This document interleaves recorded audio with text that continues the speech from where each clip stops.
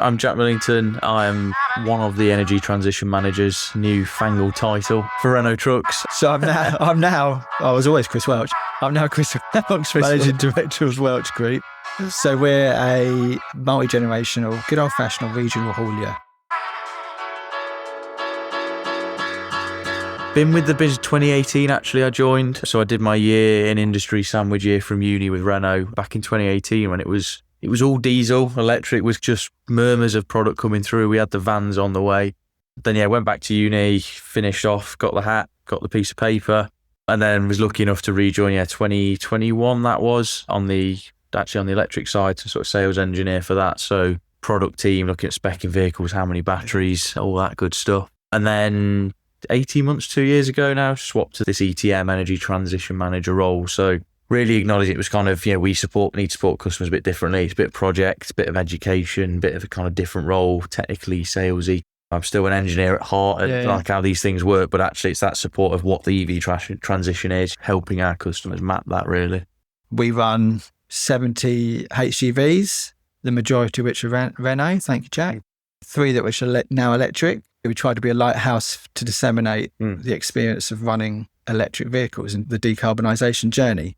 But as you can imagine, over that many years, through that many Mr. Welches, we've got warehousing, we've got an installations team that do office builds, we've got e-com, we've got specialist movements, cranes, and obviously a big jewel in our crown is our Renault service dealer. What's the most memorable bit? When Andrew Scott handed you that chalice. Handed me the chalice, and he said to me, "Do you want to do electric?" And I said, "Oh, will I get bored?" Which he will never let me down. No. Did you actually say that? I think it was on the phone. It's like, "Oh, would you think there'll be much? Is it happening?" I'm a petrol head at heart. Not that I didn't believe in it. I just didn't know it. I think that was it. Had 19, 2 years in, over 2 years in, decided that if you're going to spend this much money on a vehicle, you need to be able to shift it. And the idea of any asset in this industry is to shift it as many times as you can. Triple shift it if you can, 7 days a week. So to do that, you need to stick in said energy. You're an energy transition manager. I am. Stick in said energy. Stick in done transition of energy as quick as you can. So we went with 150, which obviously it's still fast. Yeah. Back in the day, actually, 2 years ago, it's as fast as you could get. Yeah, that's it. I think our HGV supercharger, or whatever the term is, hypercharger, whatever you get for their different brackets, was the first one that our contractors has installed. Yeah. But no, so we went 150. What can the 19-ton take? 150 on that. They can take 150 on the 19, and then the tractors are 250 now. They've stepped up. Yeah. So the 19-ton rigid, usable battery, 265, usable 211 on that. So 211 on a 150. 150, 90 minutes. Yeah. About 90 minutes, we'd With say. a bit of ramp up, bit of ramp down. It's not too bad because you've got the capacity above. So there we go. For the people that are unwise. So what's this old ramp up, ramp down malarkey then, Jack? You won't get a consistent charge speed to different things. Obviously, the battery's got to be happy to take the charge, nice temperature, all of that. It can be quite particular. I guess the best way I've used, I think, steal a bit of an analogy people use of the car park. So you go in a car park, empty, really easy to find a space. First car's in, bang, bang, bang, wherever they want to be. Space for me, space for me, space for me. It's easy. When you start getting more cars in that car park, you got to keep going round and round to find your space now. Yeah. Because you've not got it. Because they don't necessarily linear go. You don't go first car 1, second car 2, second car 3, because that's not how psychology works. It's a bit too sensible, isn't it? It's a bit too sensible. There's way more chemistry of that, but it's essentially that, yeah. So it's trickier to find a space for your electrons the more charge you get. It's essentially letting it warm up because of the chemical process. So that makes sense. I mean, on hours, and most manufacturers don't use the whole battery. That's the whole available capacity thing. Yeah. We've got a fair amount, sort of 10 each side % that is below and above, which means you eliminate some of that ramp off, particularly at the top end. You don't really see the tail off on the charge curve. There will be a bit. The other bit of it is also chargers being able to deliver for the time period. So it might be a 150 kilowatt charger.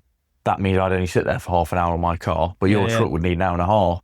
So there is a bit of how much a charge point is rated. So it might be like 45 minutes. The charger goes, a bit warm. I've been doing this. I'm knackered, and it will slow itself down. So that's the bit you can never really know. It's that whole ecosystem. Is the truck ready to take it? Has the truck got parking spaces available? Is the charger happy? Is the cable cool? There's a lot to it. Is your extension lead completely Is rolled, you're completely essentially rolled out. starting to melt before it. Yeah. So yeah, I mean, in a nutshell, that's it. There's quite a few factors, which is why it's quite tricky. You know, even if you found a charge curve for your vehicle, you know what the vehicle can do, but can the charger do it? So start at the bottom end, 19 ton. Yep. Lovely to have a 150 hour and a half turnaround. Like I say, that will do any duty cycle. That we give it a boost when the driver comes back midday, just a little jump. If he thinks it needs it, just to get over anxieties. You probably sell most will probably take it with a what we term a juice booster. Yeah. So the trucks come with a lead that essentially goes into a 3-phase socket, and that's you get out of jail. You know, it's cars have what colloquially should be called a granny charger, but a granny charger that is 3-pin socket, wait for 24 hours, and your car might have a bit in it. But it's essentially the version of that. Now it's bigger because trucks are bigger batteries. It's a 3-phase socket, 22 kilowatt charger. That's fine. That's really good for, you know, when we bodied the vehicle, it goes to a body shop. It's a 12-hour charge. It's 14-hour charge. Exactly. It's actually not even quite there. No. We have a redundancy for ours, and it doesn't even quite get there. Yeah. But then going back to the operational part, really the sweet spot, if you're thinking about getting a 19-ton rigid to start the journey, probably 40, 60 kilowatts. Yeah, I think that's what we're generally seeing. It gives you that ability if you need to give it a jump, call it a juice, quicker than a 22. But it also isn't massive infrastructure to put in overnight, and it obviously the battery. I don't think people realise that at that point, if you can uprate depends on your board, isn't it? But you can uprate a 3-phase to, in effect, a commando socket. Yeah. And if you've got the right equipment on the front of a commando socket, you can pull 60 out of it, can't you? Yeah. And we're seeing that at the dealers. You know, you mentioned the truck centres and dealers. They're often in historical sites that haven't got big power, and we don't. You know, we're in our own boat of that. We don't want to dig the yard up, or we've got a lease that runs out in 3 years, but we have got power. Put a mobile solution in, plugs into the wall. So talking about the service dealership, what's the remit from a service dealer point of view? What have they got to provide from a technician, from a charging, from a service point of view? Yeah, so there's a level of e-tech readiness, as we call it. So they're looking at different levels of this. So obviously certain sites, we're not saying across the board, thou shalt have 55 the whole technician pool has to be electric, because you might not see one for a few years. But where you've got an EV in your area, the principle is you've got to have enough technicians to look after it. General rule is 2 technicians a shift. Gives a bit of cover, holidays, sickness, otherwise. 2 technicians in a shift, and that means the days or the nights you've got some cover.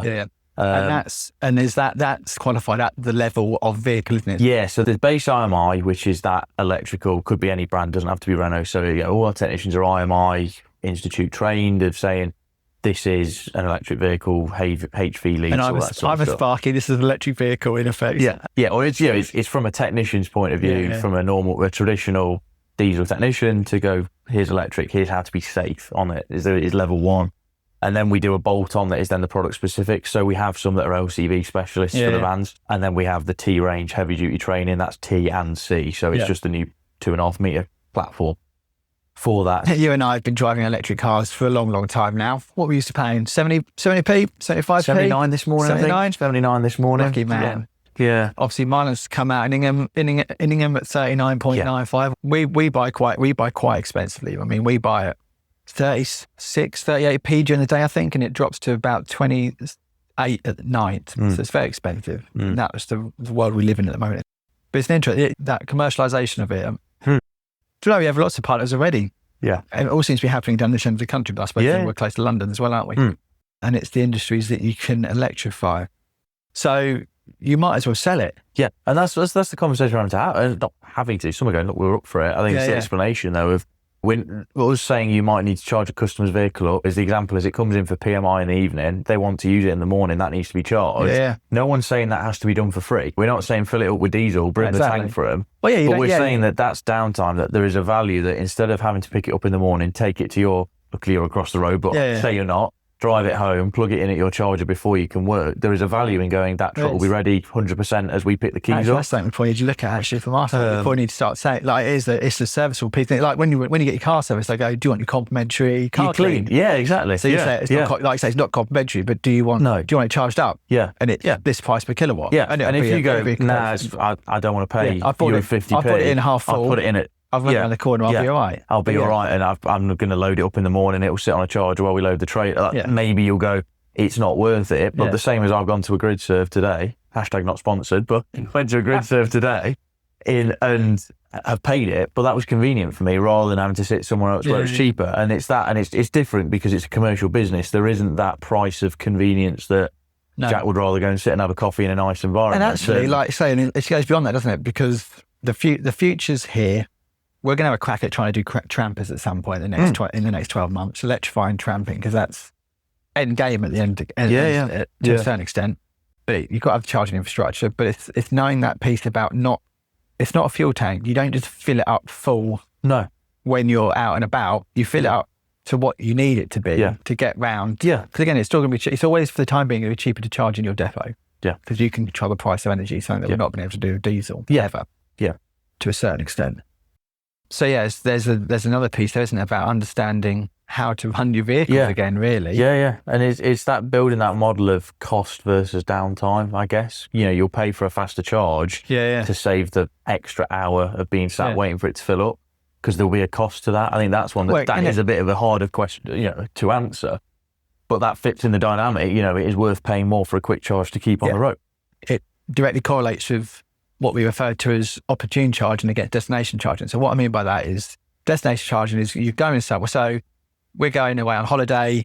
I want to know that the hotel has got a destination charger. Yep. So when I'm parked there at night sleeping, I don't. As long as that's wasted time. As long as it goes, and I don't care about like you said, you don't care about rate really. No. So value, yes. Yeah. Speed, no. Because as long as you're getting 7 kilowatts, 10 kilowatts into a car, you'll be done by the time you wake up in the morning. Yeah. Whereas on the road charging or opportune charging is I need to stop, I need to chuck it in potentially as fast as it'll go. Yeah. And get back on the road. Because like you said, it's that ratio about downtime versus cost of. We all know what our drivers cost per hour. Yeah. And then what, in effect, you've got a day rate on your vehicles. You know what your vehicle costs you per hour. Yeah. And to a very, very simple way of looking at it from an operator's point of view is you look at your contracts at what you charge demurrage at. Demurrage is highly expensive, but I don't know, £26 for every 15 minutes. That's if you want a complete ballpark figure of how long it's going to for you to have an EV parked up with a driver sitting there not eating a sandwich on a break.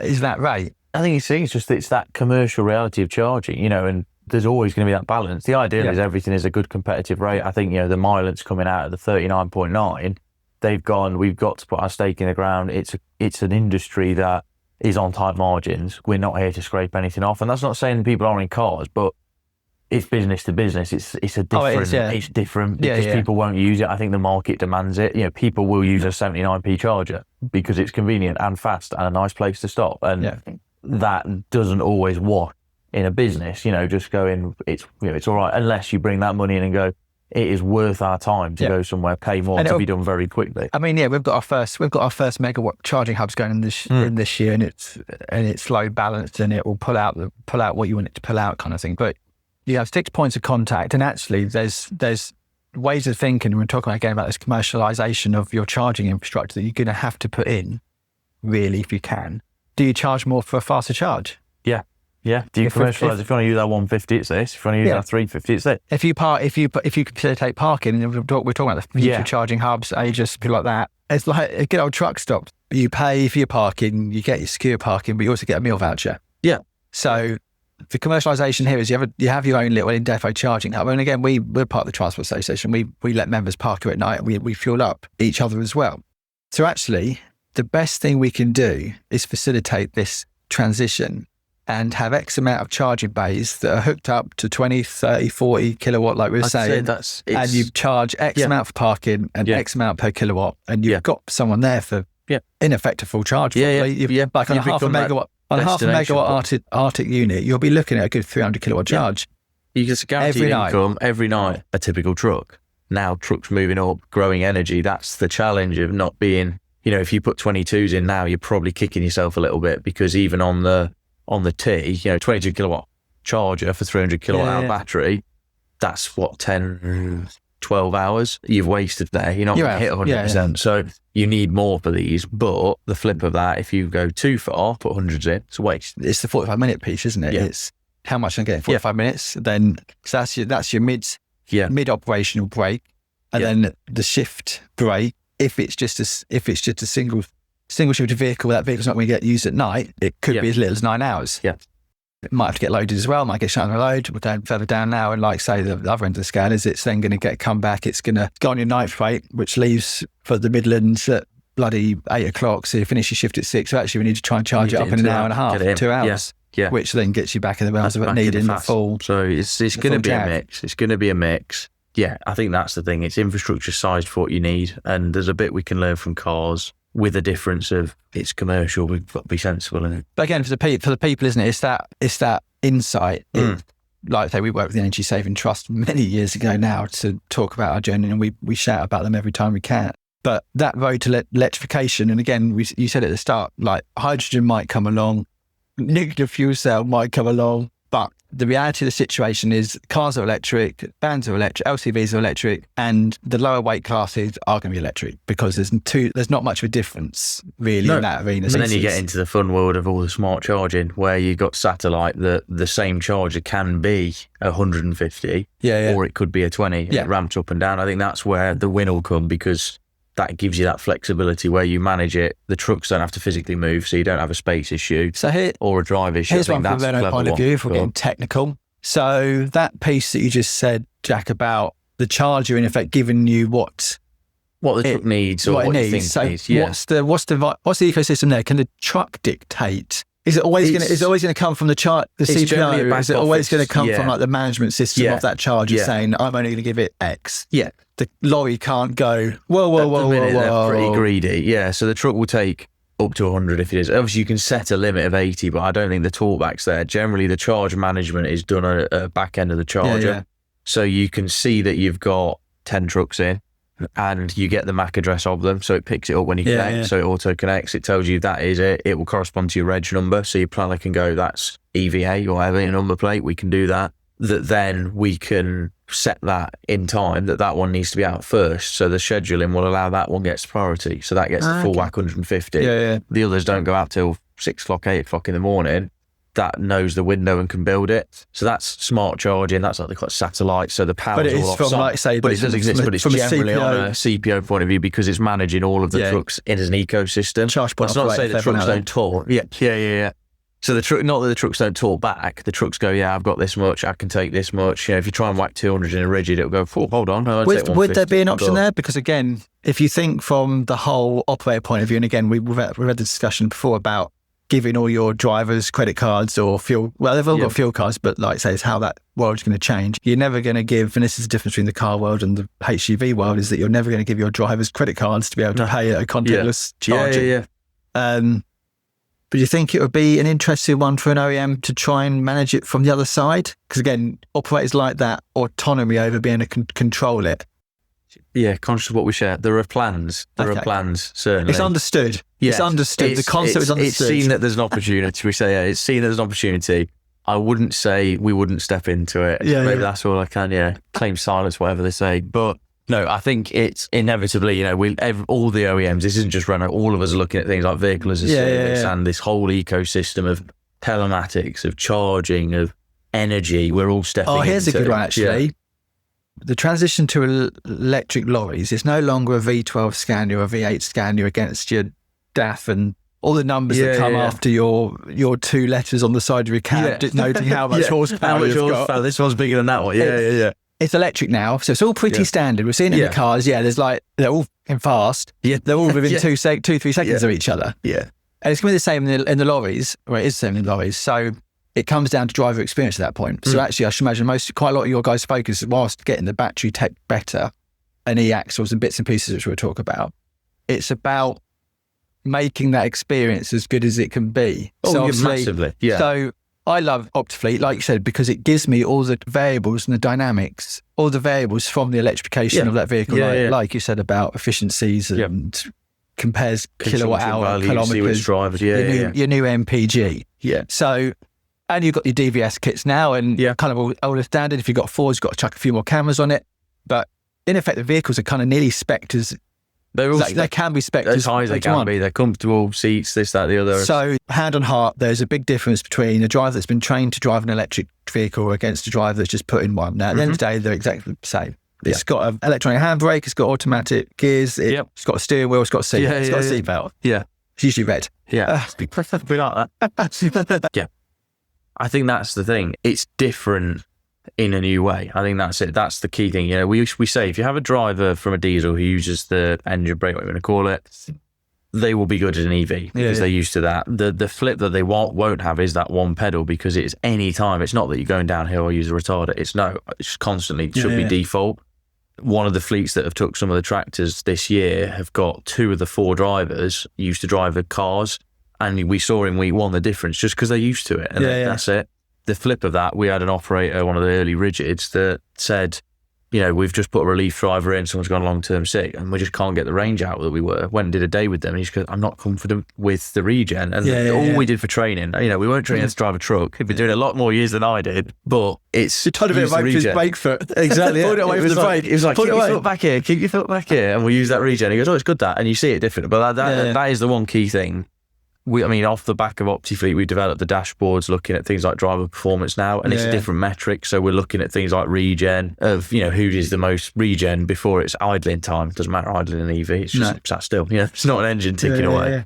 So it's different metrics, but it's having that conversation. I think that's the big thing of it's that change. It's not coaching how to be a driver, it's how to be an EV driver. You know, if you've done it in a car, you'll know it, so you're just learning how the truck does it versus your car. We're used to it. We're used to it from an MPG point of view, aren't we? And actually, like, people get hung up on the weather. How cold is it? And again, it's about looking after your battery and about prepping your battery, and it helps parking an EV car in a garage as opposed to your driveway.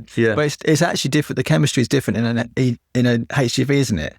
Like it doesn't seem to affect it as much, but I suppose it's because it's 4 times the size. I say it's big. It's a big battery. Yeah, it's one of those. I mean, the batteries have a continuous like passive system, so they constantly are heating and cooling themselves. So today they'll be warming up a bit. Over the weekend, in a bit of sun, they'll have been cooling themselves down, and that's all around protecting range and health. I suppose on that line of inquiry, then, does it take more energy from people's perception of what happens when it's cold? So it takes more energy to warm it up than just cool it down. Yeah. 100%. Because by nature, an EV is efficient, therefore not producing heat. One of the best things a diesel engine does is kick out a load of hot air, which means that when it's cold, you take that heat, put it through the actual air. You know what I mean? Is it the exhaust? Not the exhaust. No, but, you know, it has heat in the engine, the cabin. So an EV, we essentially have to turn a kettle on whenever it's cold, because an EV doesn't have waste heat. There's a small amount. But also, like, people forget that combustion engines are inefficient in cold weather. People don't really. No. People don't look. Because you've got 400-500 miles in the diesel, people don't even see that extra 10, 20 miles. Under 40 mpg today and must have had a heavy right foot. Not that the heat's been kicking Everyone out. knows when you put an aircon in the car, it drops. But people don't have that same stigma when it comes to diesel and they combustion when it comes to electric, which is a strange one, isn't it? Because you're used to it. Fill up every 3.5 weeks, not every 4, whatever it might be. But anyway, going around all that, at the end of the day, like, what people need to understand, and what people have understood, they get it. The driver has more of an effect on the efficiency of that electric engine than the cold weather. Yeah. And I mean, linking the two together, the driver's mentality when it is cold. Oh, shit driver in the cold weather. Jesus. Well, yeah, there's that. Well, you know, it's as well, you know, if you turn the heaters on full, yes, it will go down, but you manage it. And I'm just not saying, you know, everyone here's a Renault beanie hat, get on with it. It's not, that's not the mentality, but you know, preheat your truck before you go out. There is the added driver. We've banned smoking in cabs now, so the window isn't open, the heating isn't on. We've had that. You know, I shouldn't say it. We've had someone who, you know, just shout at the crew at the back of a bin lorry, had the windows down in the middle of winter, and we're like, this. And there is that thought, that conscious thought that it didn't matter on a diesel because it's bundled into 6-7 mpg. But our learnings from the last couple of years is actually it isn't a big enough impact to worry our planners. No, you have that margin anyway. I think that's it. You shouldn't really ever be running it to that finite margin. That the 5-10% difference is, you know, and if it is a bit colder, preheat the truck.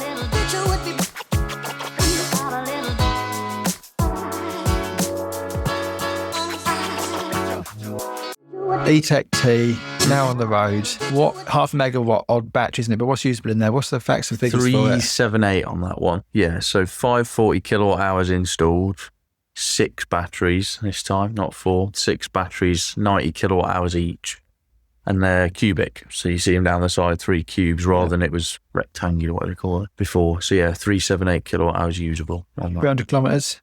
300 kilometers. Yep, We've definitely smashed that. That's the marketing. You've done more than that. Yeah. A few people have done more. So it was a surprise, that, to be fair. I think I don't We mind must saying. have done 350. Yeah, people have pushed, I think, 342. Sure, somebody get 2% home op. Nice. Yeah. That's in real use. We've seen what it's like. Yeah, I mean, they've been on the road since December. You got yours October, but call it winter. It's not the most time. If you're saying when we're going to put our EV on, we'll do it in December. I get a bit scared. Like to push it. Like to push it. So for those that don't appreciate it then, usable battery, you read a lot about other OEMs and their Arctic units, and it'll say just the battery capacity. Yeah. But they all come out with different ranges. And whilst some of that is chemistry, I should imagine most of it is what is unleashed, isn't it? Or available. Yeah. So I mean, the tractors are about 70% at the minute is all we use of it. There's a bit of that is protecting it. Obviously, don't want to empty it, don't want to fill it every day. If you imagine it's your bottle of water, draining it out, filling it, squeezed to the rafters every day is what ages them. So minimise that. The other bit, it does give you that linear charge rate we were talking about earlier. So obviously, if you're not using the whole battery, you can at least plan that of what I do, it stays powerful for a good amount of time.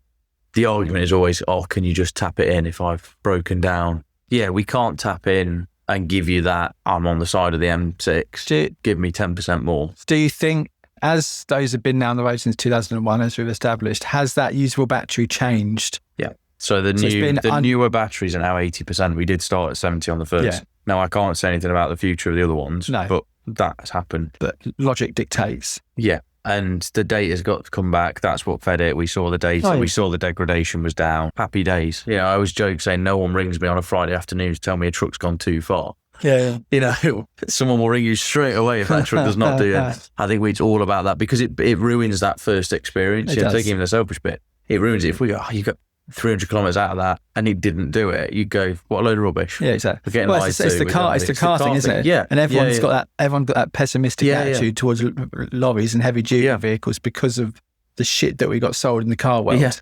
Yeah. And even now it's still what it should do on a sunny day if the battery's full and you don't go above 20 miles per hour and you go downhill and recoup after it as well. Yeah. It needs to do it. I think that's what it says on the tin. Prove it works. It's the technology is, yes, it's the new generation of, but it's not a prototype. It's not a lash up that we're putting out. Don't forget, is it 2 free toes? 2 free toes, yeah. 2 free toes with your EV. You can push it twice. In your first year, you can find where zero is. Which is fair. I suppose going into that then, I've never had an electric vehicle break down on me. Is it, because it's, again, electric handbrake, electric everything, like that might be somewhat, is probably an operator's worry. When it breaks down, can you push an electric vehicle? Not a 5-ton battery electric. You do want to push it, yeah. World's strongest man, mate, but yeah. It's same as a diesel in terms of driveline, so a lot of it is consistent. That is one benefit of a traditional axle, not an e-axle. Yeah. And I don't know what it would look like on e-axle, but where we are today, back of a gearbox, down a prop to the drive on and through the diff, that's the same as a diesel. So if you unfortunately are at the side of the road, you drop the prop off or take your prop bolts, half shafts, whatever. It's the same as a diesel. So a recovery operator, aware it's electric, but they can tow it so you can move it. So and that's one of the benefits of the current driveline. It's simple. So if it does go wrong, you've got that. There are the horror stories of cars, in-hub motors, all the rest. You can't even push it, you can't move it. There are rules against towing it because obviously you'd essentially generate electricity back. So with nowhere to put it. So you wouldn't pull it or push it for any distance, but if it's recovered, take the prop off. No different to a diesel. So Payload, well, I know what it is. I'm not asking you the question. So we've got 24.4 on ours. Nice. Does that sound about right? Out there? Yeah. Obviously, that doesn't come into axle weights, and obviously drive your raw axle payload. What do you reckon it is? General rule, we say around the 22 ton, there on the Arctic with a typical trailer. And as you say, if you do the maths, truck plus trailer from your GVW, it should be 24.4. Yeah. The truck would take the full weight. It's the axle weight on legal axle weights. So engineering is 13 ton. You've got to keep it at 11.5. So the truck physically can take it. Come on, government. Yes. Come on. Yeah. If you let us use it, it won't fall apart. It's manufactured at 13 ton. Manufactured for 13. It will do that. Europe, we see they run 44 on 2 axle. Same truck. So I've always alluded to that. So when a European haulier enters British soil across the tunnel, or ferry, not hovercraft anymore. No. Could be electric. I know. Do they run those weights though? Could they be running those weights? I presume they can be running those weights. I don't know, because they're not going to run change on the road here. They're not going to change they're not going to change their load, are they? But then if you get, I'll refer to the transport operator in the room. If you get pulled in, what are they going to weigh on a weighbridge? Are they going to look to axle weights and then go 11.5 ton? They just go gross weight, don't they? They just gross it. When you get pulled, they just gross weight it if you're unlucky enough to get pulled to a weighbridge. Yeah. But anyway, from an operator's point of view, with 22 and a half, do you say? 22.5, about there, yeah. Again, it's low-hanging fruit, isn't it? It's like we've got more than enough contracts to be able to pull that weight quite happily. I mean, we did a piece of work where we pulled for 6 to 8 weeks, we put all our double-deckers out of the network hub across their weighbridge, and we did 2 marks. We did 24.5 ton, and we did like the 22 ton, just for weight distribution. 24 ton, only 6% of trailers were over that weight, and 22 ton, about 10%. Yeah. So still working 90% of the operation. That's coming out of a hub on double-deckers, on LST double-deckers, feasible. And again, if you're talking about electrification, like that's the golden one, isn't it? Like you've got electric radial vehicle doing pallet line deliveries, and then you've got your 42 ton doing local collection sweeps and the big bulk ones, or doing some shunt operations, and they can go to the hub at night if you're in the right distance from it. Yeah. Double shifted. Yeah. But again, I know different operations have different requirements for fleets. Some run everything at weight. I think it's very rare, but some do. So, and that's the challenge of, containers like I say, is another one. Renault's you've got your system, haven't you, to support that process? Yeah. I presume you're keying the weight as a metric. Yeah, and that's it. We've got, for one, the trucks have onboard weighing that you can get on them, so you can actually monitor. A driver can say, no, that load's too much. It helps. Obviously, if you've not got a weigh bridge, it's a bit of a defence line. Yeah. We can model that with the trailers. We've got the tools in-house to look at that of, what trailer works, what payload works. Some trailers are better than others. Ironically, Euro spec trailers slightly better than UK because they run a short wheelbase, so you get a bit of a seesaw effect. So actually the weight gets pulled away from the pin a bit more. Just traditionally the wheelbase trailers that we run in the UK just falls that way. But I think it's all about understanding it and seeing of that. If you've got an operator who goes, I tipper example, full weight all the time, I'm paid by the gram of load that I move. There's a change there. You either set limits to it that you have to understand, how that is. But I think, again, it's the openness of actually, let's look at what it can be. It's not to say you can't do that. The 6x2 model everyone uses in the UK, it's almost because we've always done it that way. Obviously, RVs are set around a 6x2 on diesel, but it's all... You mean the fun fact that until the 80s and 90s we ran at 38 ton, you mean? Yeah. And before that, when my great-grandfather started, it was 8 ton. Yeah. So we just do it because we can, which makes sense. Like I say, we can't get away from the point of view that by losing those 2 tons, you are going to put over X amount of load. You're going to put an extra. That's the balance to it. So there isn't madness in that way of thinking. But on the flip side, everywhere else runs at 40. Yeah, and that's the point. Would you rather 2 trucks run at 42 ton because there's the same net amount of product moving around the country that has to be moved? Would you rather 1 truck slightly heavier, potholes, etc., all the rest, or would you rather that be a second truck to do the same job? Or in this case, 2 electric trucks, so it's not creating any more bad stuff. Yeah, no more CO2, but traffic. Yeah, congestion. But hey, that's when we come on to future freight and other ways of working smarter. Yeah. If we can get people to work together.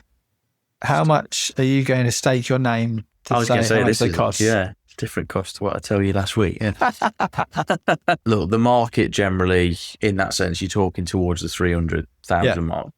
We're all pretty much similar from what you hear. Obviously, would happily quote you a specific for your Renault Trucks E-Tech T. No, but yeah, that's the ballpark to be looking at. Small one? It's the 2 to 3 times. Medium-sized one? More mid-200s generally. Yeah. Smaller batteries, 4 batteries instead of 6. Smaller vehicles, so it's all around there. But I think we haven't reached a point where it's just tumbling down because the volume isn't there. It's not. But for those that can't drop a shed load of money, tell us a bit about the Patelis program. So that's trucks on the road for a shorter term. So like it's not that full commitment. Essentially, you just pay a higher rate and it's done, set rate per month, per week, whatever that might be. You're, based on the amount of kilowatt hours you'll use from that vehicle. So the idea is it's try before you buy. You get more of it than a demo vehicle, because a demo vehicle you get 2 weeks to play with, throw it on a few routes. Yes, you learn something. The idea with this is you're talking months to a year, really, and that then is part of your fleet. The number plate is on the whiteboard in the office. You know, it's part of the fleet, has a fleet number that you actually can use it in anger, but you're going, I'm only paying it for a year. I know my weekly, my monthly. And we've had to look at that. You know, this is the kind of vehicle as a service, if you will, the beginnings of that sort of model. Because some are going, look, I don't feel ready to do that. I don't feel ready. So to make people feel more ready, and we're ready. So Gen 2, that's already started. Let's talk about the next one already. Operators will look at it from the point of view that if I'm going to drive for 4.5 hours at best part of 60 miles per hour, that's 300 miles. Do we think we're going to achieve that on the next one? Get close to? Yeah, it's closing. Another one? It's closing for sure. Yeah, so we're bringing in the next gen. That's going to have e-axle on it as well. So essentially there's more batteries on board. There's slightly better chemistry, but nothing fundamental in terms of no one's found a way of getting more out of a battery. We're just strapping more to the vehicle without being too e-axle, so that's just going to create more space, is it? Is that what we're saying? Yeah, that's what it is. It's package. It's put some more so at the minute on it. Yeah. And it's going to be heavier. You've took the words out of my mouth, yeah. I think this is to the point of being honest. We have to be honest with this.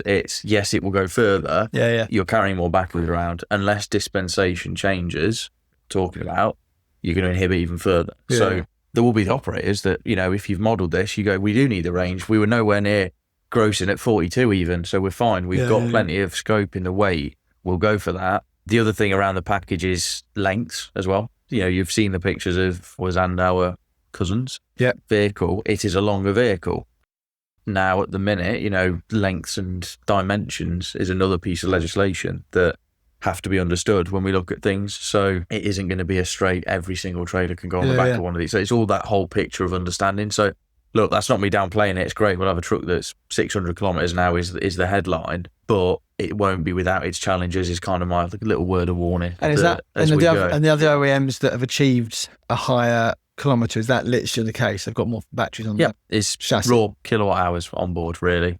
Kilowatt hours, your chassis weight will be different. You know, you can get, if you put more battery on it, it will go further. Generally, the e-axle has a slight efficiency benefit, and you've not got a prop, you've not got the diff that obviously bring a loss within it. Yeah. It has its own challenges, obviously, around unsprung weight of that big axle being sat there, but it's a technology that's evidently proven and coming to market. So it's part of the solution. Yeah. I think the telling thing is it's not a replacement. It's not that, we got it wrong with your Gen 1, if you will. It's still a coexisting offer. It's just if somebody wants something to do that, you've got this vehicle. If it's that, you've got that vehicle. So there's been this next one that we're now talking about. Has there been much learning from us operators? I think it's all feedback loop is the thing. You know, we tune the model, not the front end technology we have. You know, the simulations around how far your truck can go.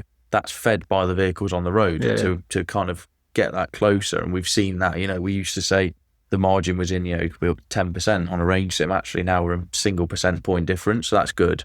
I think, look, it's a big thing is about the feedback and what's gone right, what's gone wrong. Just, it's that reality again. You know, we have to listen. That e-axle that you mentioned earlier, that is literally just a weight saving piece, is it? Or is there something a bit more techie in there?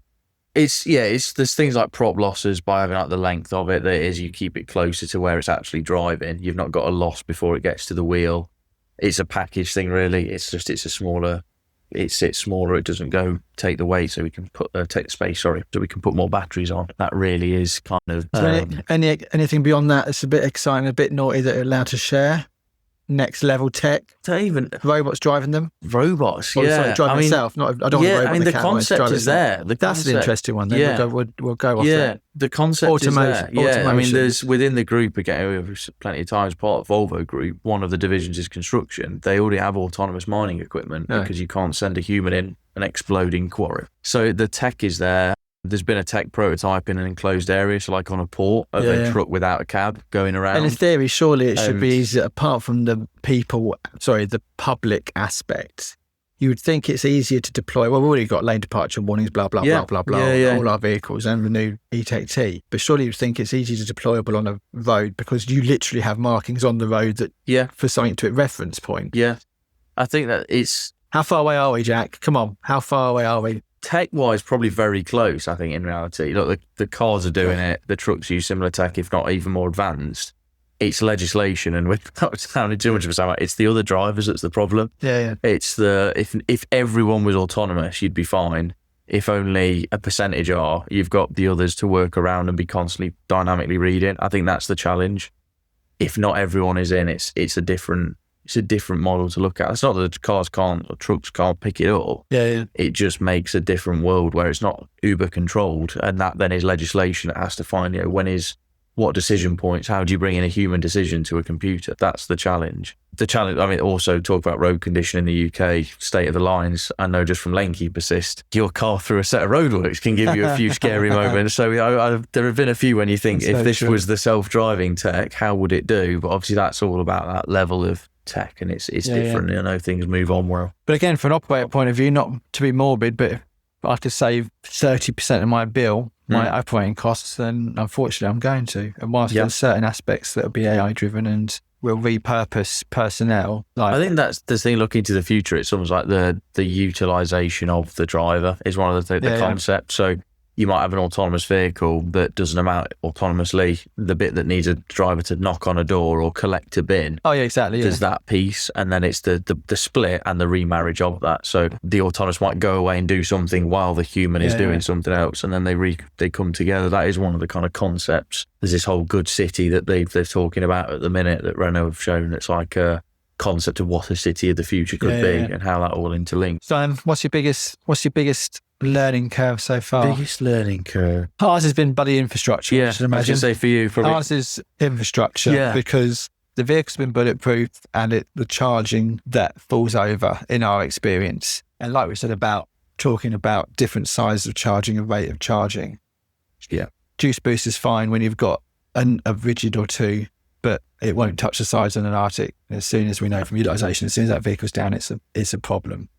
So unfortunately, you don't necessarily need to do it yourself, but you need to know where your closest charging hub is. And unfortunately, you're going to have to plan in redundancy where they're not going to leave at that time. And when they're going to have to go up the road and charge for 2 hours, and do the best you can. But if you can, you want multiple high-speed charging on site. So our learning is from the infrastructure. If your chargers will go pop or bang or just not work. Or you said earlier, didn't they, overheat? As soon as we started charging 2 vehicles on one hypercharger at night, sharing the load, it started kicking up warnings and not liking it and kind of turning itself off in the middle of the night, which was an unforeseen thing that we didn't learn until the following morning. I think for us, there's a big thing about the utilisation. It sounds strange that how much people want to use these things, which is great in one way. So look, use as much as you can, get as much. I think it's learning of how that interacts, and that is infrastructure. That is truck around charge rate. What can actually be done? We can technically triple shift these things with the right charger and the right truck at the right time. But I think that's been a big learning curve, if you will. And often even with our European counterparts, I think the UK really sweat their trucks. Is a thing, we want to use it every time. They don't park up overnight. The Arctics don't sit in rows. So I think it's the big thing has been about modelling and working with our customers on that. That's been a big thing. Right, final thoughts. So one thing I wish every operator manufacturer knew, that it's not quite as painful as it's all made out to be. Yeah. Like the electrification journey, low-hanging fruit. The fact that you can trial it, like I say, we talked about, tell us the fact that you can charge a smaller one off a juice booster, the fact that you can go to Renault and give you some telematics data and they can tell you how feasible it is. The majority of people could have a crack at it now. And even if it's a trial, then you learn and the route you're going to be on. So I wish everyone knew that just with a little bit of courage, you can at least taste it. Yeah, no, I'd echo that. I think for operators, knowing it's here and it's here now, it's not a far off thought. It's not miles away that, this is coming. It's actually, no, these are real, they're working. I mean, a lot of, sharing the knowledge is a big thing, but I think I wish every operator knew just what they could do. One mistake you've made and learnt from. Which one? Look, I know we always go to infrastructure. I think there've been early bits where we've lost that first bit of enjoyment through the wrong infrastructure for a customer. Yep.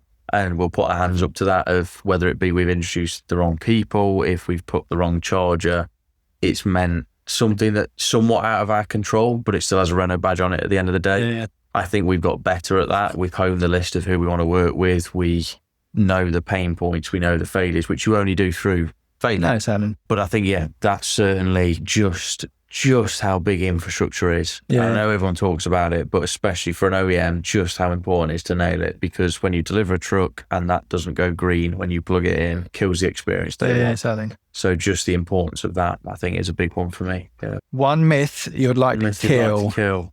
I don't know how to go there. Should I drop the H word? Look, it's bandied about a lot. I think the myth for me is that hydrogen is going to replace what we're doing because it's a distraction for me. Yeah. I think that is a big myth.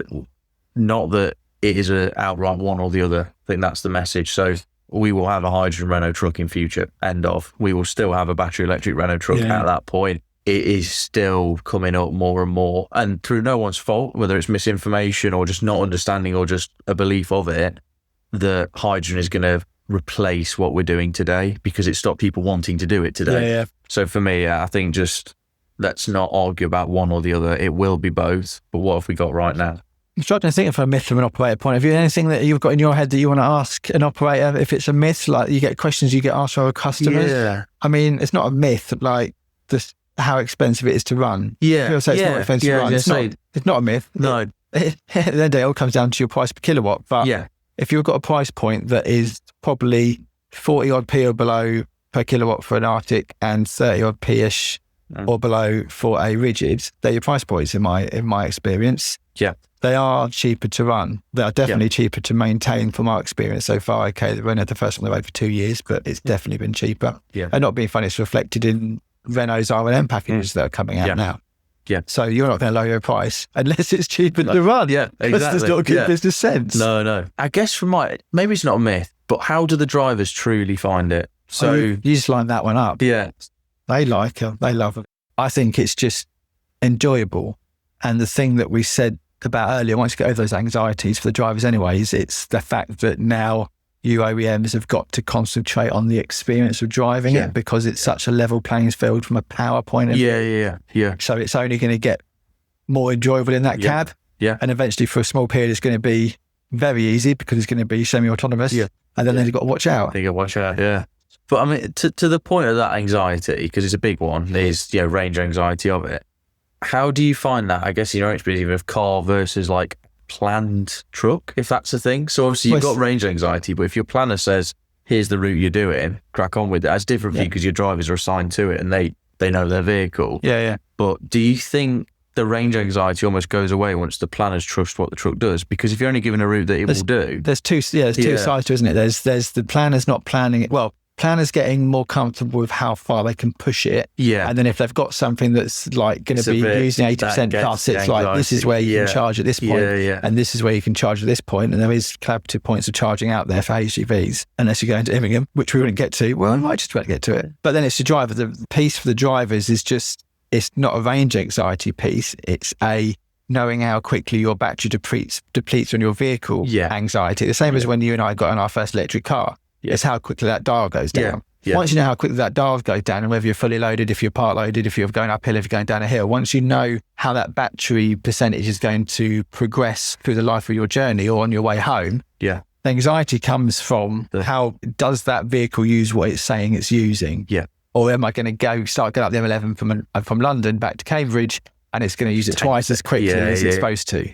That's the anxiety piece, isn't it? And once you get over that, and you see a plan, you know you've got to go to Leicester and back, well, that's on the mark.